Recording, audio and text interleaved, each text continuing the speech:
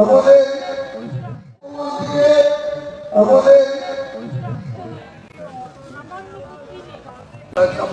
Council people adjuration of congratulation to him and also the puja best wishes to his country and his family members also.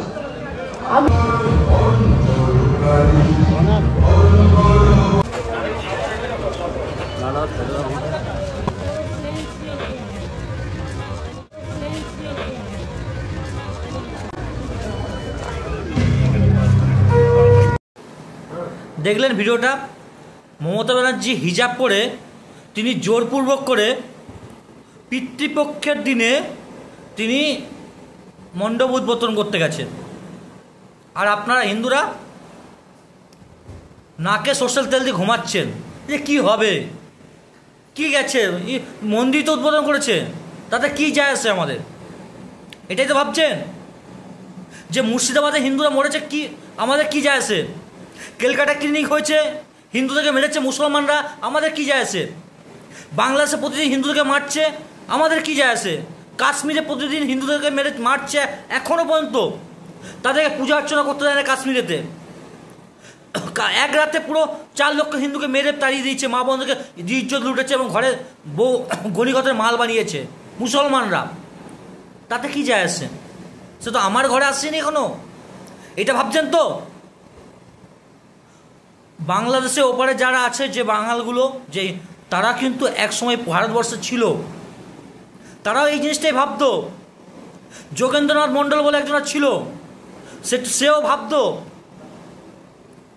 Hindu দলিত নেতা যোগেন্দ্রনাথ মণ্ডল এই জিনিসটাই ভাবতো যে মুসলিমদের সঙ্গে চলে গেছিল পাকিস্তানে, 2 বছর টিকতে পারেনি, 2 বছর তাকে আইনমন্ত্রী বানিয়েছিল, তারপরে 2 বছর টিকতে পারেনি।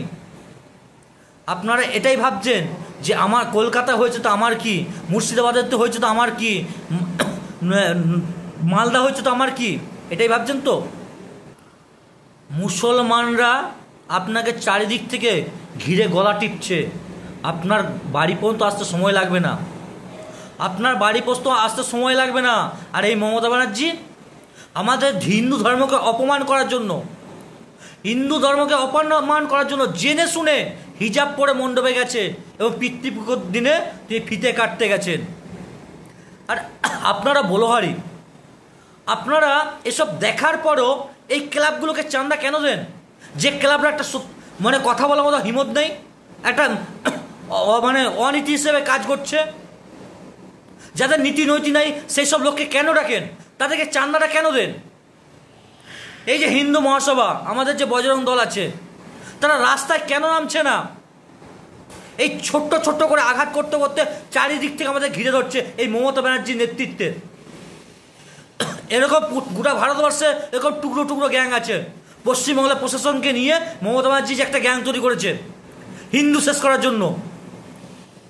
এদিকে হায়দ্রাবাদের দিকে আছে ওবিসি, ওইদিকে কাশ্মীরে তো শেষ করে দিয়েছে হিন্দু। আর গোটা দেশের মধ্যে আর একটা দল, বড় সংগঠন আছে, সে হচ্ছে বামপন্থী, যে হিন্দু সংগঠন, হিন্দু শেষ করার জন্য এরাই যথেষ্ট, এই বামপন্থীরা। আর আপনারা আপনাদের ধর্মকে, আমার ধর্মকে, আমার দেবদেবীকে অপমান করছে, আপনারা চুপচাপ সহ্য করে বসে আছেন।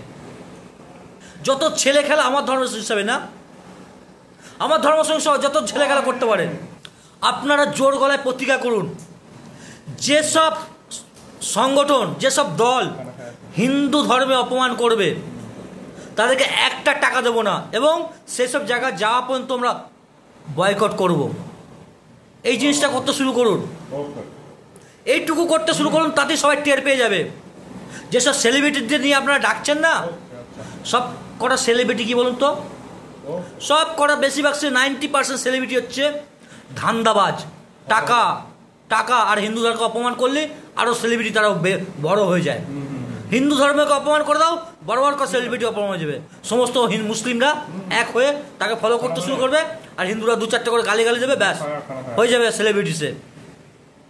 তাদেরকে বয়কট করতে শুরু করুন, তাদের কাছ থেকে দূরে থাকুন। এবার যেসব মণ্ডপেরা আমাদের হিন্দুদেরকে অপমান করবে, আমাদেরকে বিকৃত ছবি সেখানে লাগাবে, সেই সব মণ্ডপে যাও ছেড়ে দিন। একটা বছর করুন, সব টের পেয়ে যাবে, হাড়ে হাড়ে টের পেয়ে যাবে, সব কটা শুয়োরের বাচ্চা সিধা হয়ে যাবে। একটা বছর করুন।